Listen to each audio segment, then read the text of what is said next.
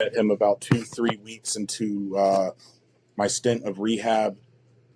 He approached me, and we hit it off. I am very thankful for him. He guided me through the steps. He's brought me out to a men's retreat. He answers texts and calls when I call him. He gives me advice, and I really look up to him. So I introduce Tom.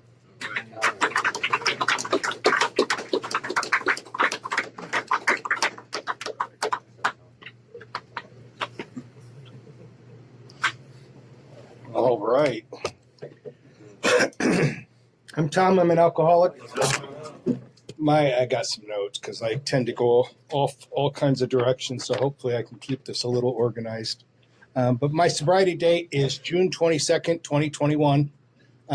New Ideas is my home group, and I have a sponsor that I talk to regularly, and I sponsor guys as well. I want to talk about resentments tonight. And, I think it's pretty clear in the big book on why it's so important that we deal with resentments. But, my experience in recovery has shown me that they're even more critical than I might have guessed initially. Long before I had my first drink, I was restless, irritable, and discontent, right? And for me, what that looked like was I constantly had this commentary going on in my head, telling me that the world had, delivered me a raw deal, and that I'd never amount to anything, and that my life had always been a mess. And this was a real painful, impact on my life. Long before I had my first drink, I attempted suicide as a teenager. And I had to find some kind of a solution to deal with all the noise that was going on inside my head, or I wasn't going to make it. Alcohol and drugs became that solution for me. It was able to numb the noise, and it didn't make it go away altogether, but I didn't care as much when I was able to do that. Let's take a look at kind of the obvious part at the beginning, and that's on, now my book is always different than everyone else, but it's XXIV in the doctor's opinion. In my edition, I think it might be different for a lot of you, but you guys probably know it's the men and women drink essentially because they like the effect produced by alcohol. The sensation is so elusive that while they admit it's injurious, they cannot, after a time, differentiate the true from the false. To them, their alcoholic life seems the only normal one. They are restless, irritable, and discontented unless they can again experience the sense and ease of comfort which comes at once by taking a few drinks. And that was my story. For me, my worst bottoms weren't from a direct result of my drinking and doing drugs. My worst bottoms happened when I tried to survive in life without them. Time and again,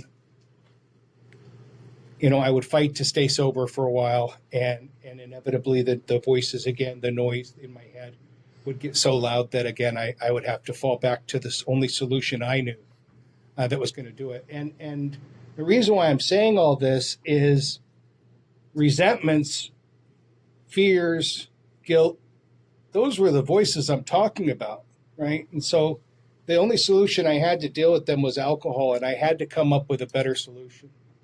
And that's what AA has done for me. It's given me a solution that I can not only stay sober, but I can live my best life. And resentments were such a big burden that I bared. When I first came into AA, I really operated under the belief that God had abandoned me. I'd had periods in my life, I knew God was real. I'd had periods in my life when I actually felt like I had a contact with God, and I knew that I found a lot of comfort and strength from that contact. But with this last relapse that I went through, I remember once again they everything returned. My misery was happily refunded, they say, right? And everything came back, and including, the resentments, the guilt, the fears, all of those came back, but also the contact that I had with God disappeared. And and I've shared this before in meetings, but I truly believed, because I remember praying at times when I was active and saying, hey, please help me, please help me. Of course, my prayers were quite different back then, right? I was actually trying to instruct God on how he needed to help me, but I was really frustrated because I felt like that I had reached a point in my life where God had just washed his hands to me. I didn't feel any presence when I prayed, no matter how many times I tried. I felt like that he's turned his back on me. In fact, I actually felt like I was being punished because that was the God of my understanding when I first came into AA. Step one was pretty straightforward for me, but when I approached step 2 and 3, I was concerned because of this fear of God and the fear of retaliation and this fear of not finding any comfort. And so I was pretty sure that steps 2 and 3 weren't going to be of much value to me. And I shared this with my sponsor, that this how I was so unique than anyone else, and that this relationship with God wasn't going to work for me. And fortunately, it was so important to what I want to talk about was, when I got to step 2, I was told I didn't need to worry about God at that point. The step 2 is just a power greater than myself could restore me to sanity. I saw people going to those AA meetings. I listened to speakers at 4D on Friday night that would tell stories very similar to mine that felt the same way, that felt despair and hopelessness that I felt. And yet they had found some sort of a solution. And those guys, some of them were worse off than me. Some of them weren't as bad as me. But in the end, they all, either they're running this huge con or they'd found some solution to the problem that I was suffering from. And so that was enough. That was enough for me to keep moving forward. And so when we did our third step, I remember, very grudgingly, I still didn't have a lot of faith that anything was going to happen. I had still tried praying and I still wasn't getting any real relief out of it. And when I did my third step prayer with my sponsor, I remember, doing the whole thing on the knees and truly feeling and meaning the third step prayer as I recited it. And still there was nothing. And I didn't understand it. I was very frustrated. I thought for sure that, wow, this is just proof, that he's abandoned me. And what I didn't understand at the time, and I've come to understand now, was that these resentments and these fears and this guilt was what was preventing me from feeling any response from God. My guilt, my resentments, it's real hard to have any sort of humility and acceptance when you're convinced that all of your problems are the result of the way people have treated you.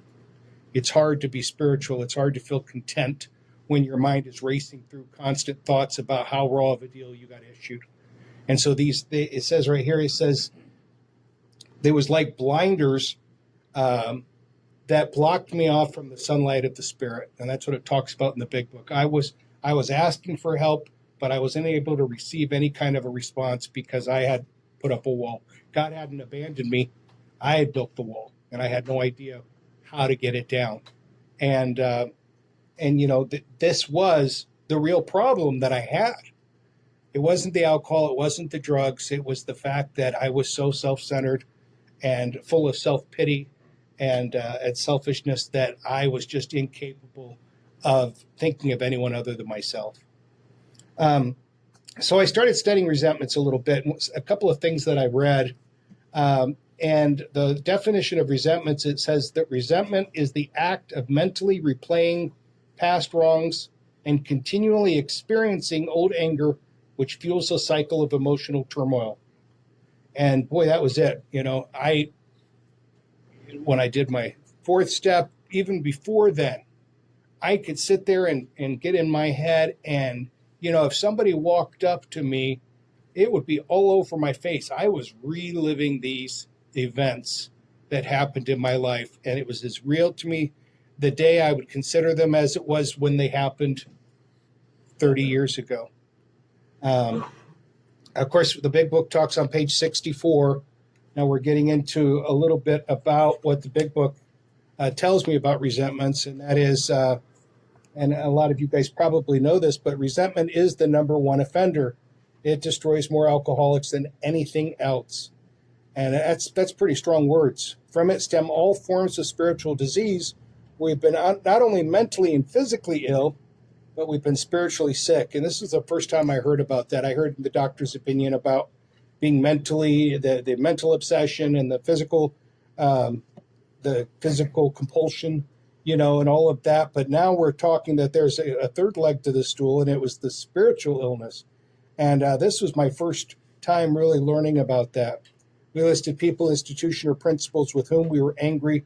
We asked ourselves why we were angry. In most cases, it was found that our self-esteem, our pocketbooks, our ambitions, or our personal relationships were hurt or threatened.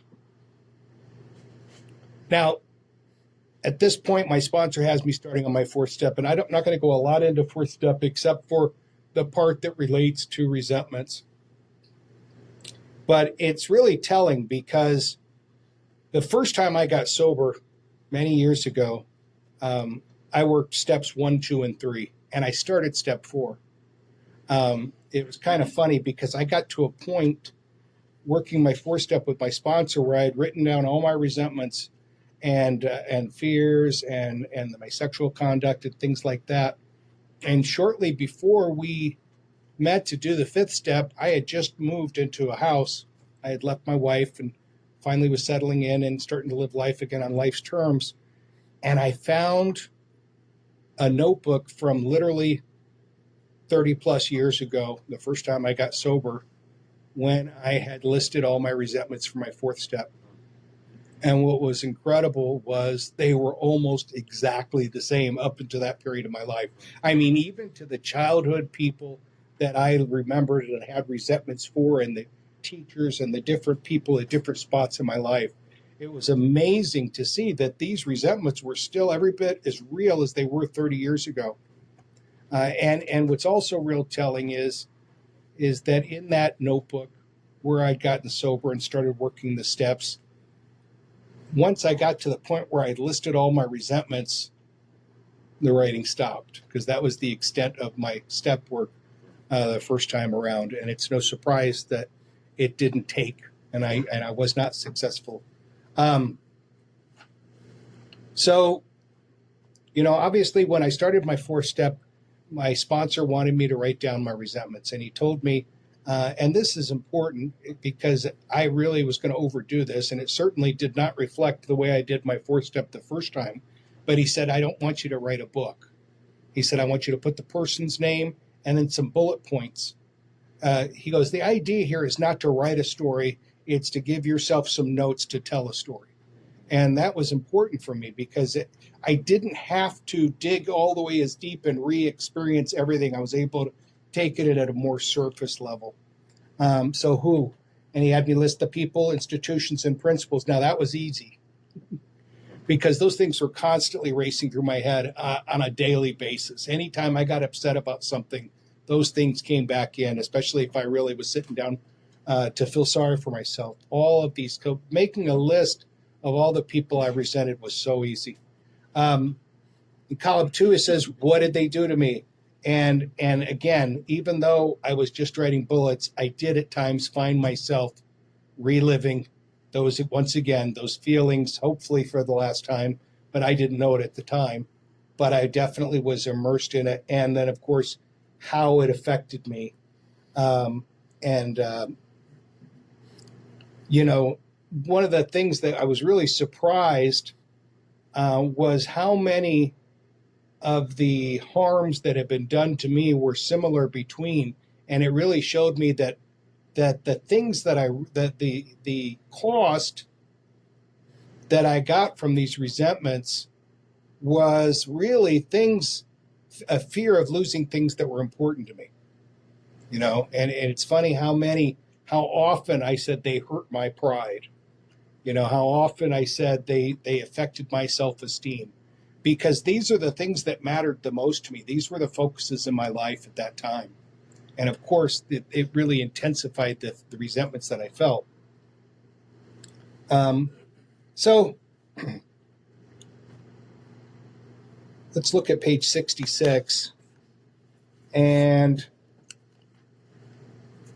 it says halfway down, it is plain that a life which includes deep resentments leads only to futility and unhappiness. To the precise extent that we permit these, do we squander the hours that might have been worthwhile. But with the alcoholic, whose hope is the maintenance and growth of a spiritual experience, this business of resentment is infinitely grave. We found that it is fatal. For when harboring such feelings, we shut ourselves off from the sunlight of the Spirit. The insanity of alcohol returns when we drink again, and with us, to drink is to die. Boy, when I read that was like my answer. And this was really, at this point of my step work with my sponsor, this was the time when I started putting two and two together. It still didn't matter. I really didn't. I'll tell you, I'll jump ahead for a second. I really didn't feel any relief. I didn't really feel like I'd made any connection with my higher power until shortly after completing my fifth step. And I think it's no coincidence that psychic change was just starting to peek out of the corner. The options to look at these things and to reevaluate them under a different light, which ended up being key to my recovery, was developing this psychic change. Now, so what it tells us is, that these resentments can cause us to die. On the other hand, and if we're jumping back real quickly to, in my book, it's XXIV.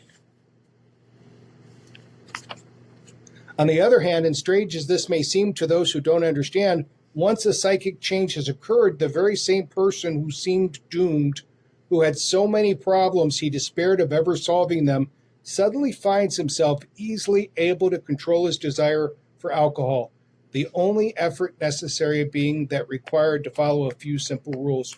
My whole program, prior to coming back to AA this time, was focused on, I know I'm an alcoholic. I had no doubt. I believed that something was going on here and that God was going to be the answer. And that kept me sober for a little while, but mainly I still didn't have the solution. My solution was the fellowship. The first time I got sober, I stayed sober for a few years, but I never worked the steps. I immersed myself in the fellowship. I went to 2 or 3 meetings a day. There was a clubhouse where I lived, so you could just go there and hang out, and I'd get off work and I'd stay there till bedtime. And then if I did go out, it was with friends in the program. And so I was able to stay sober, but I hadn't come up with any solution. And so this was really telling. So now that I want to talk about the solution a little bit at this point, because I think I've made it real clear, for me especially, that I completely underestimated how much this negative thinking, these resentments, these fears, and this guilt was impacting my daily life, and how much it was preventing me from finding any kind of peace or serenity. But now we come into the column 4, right? Where was I selfish, dishonest, or self-seeking? And doing a little bit of reading, where was I selfish? What was my hidden agenda? Where was I dishonest? And for me, it was exaggerating or omitting, conveniently forgetting. And where was I self-seeking or inconsiderate? Every resentment I held against them, I found that I had actually participated in myself with either them or others. Almost every single resentment that I was so appalled that they would do to me, if I hadn't done it to them, I'd done it to other people myself. I didn't see any in there. There's a couple of exceptions when I was really young, but for the most part, it says here that when I honestly reviewed my resentments, I did play a part in them, or the villain's part was greatly exaggerated. So again, it wasn't a real clear focus. I found this today when I was doing a little bit of reading. Resentment acts like a funhouse mirror for your ego. To protect myself from pain or accountability, my mind warps reality, erasing my own flaws while exaggerating the other person's offenses. And this victim-villain dynamic creates righteous indignation, but it also completely stalls spiritual growth. And that was totally my experience, my total experience. All I could do was focus on myself and all the wrongs that people had done to me. These resentments that I carried, I used as an excuse to feel sorry for myself, or to validate behavior that I did, or to validate my drinking. These were the things I found out when I did that dreaded fourth column. And one of the things that I read, and I think it's in the 12 and 12, that really was kind of what about the situations where I didn't really have a part, things that happened when I was really young, things that should have never happened, that I really had no control over. And that's the spiritual axiom. And it talks about it in the 12 and 12. Every time I'm disturbed, there is something wrong with me. That was a heck of a pill to swallow. If I'm disturbed, there's no contact with God, and I'm on my own. So if I get so hung up on the indignation about what has happened to me, when you're harboring a resentment, you're internally fighting an exhausting one-sided battle where you take all the damage, right? You're fighting this foe, but every time you punch, you're hit yourself. So these are the things I had to remember. And when I had to start thinking about the people and trying to figure out how to forgive them, some things came to mind that I learned that I'm starting to believe that God really does love me. I'm starting to believe that maybe I could find forgiveness and I could find a relief. I hadn't experienced it yet, but this is, again, I'm going by what other people are telling me. That was the only thing that pushed me forward at this point in my recovery, was not belief myself, but belief that other people were telling me, that they were telling me the truth.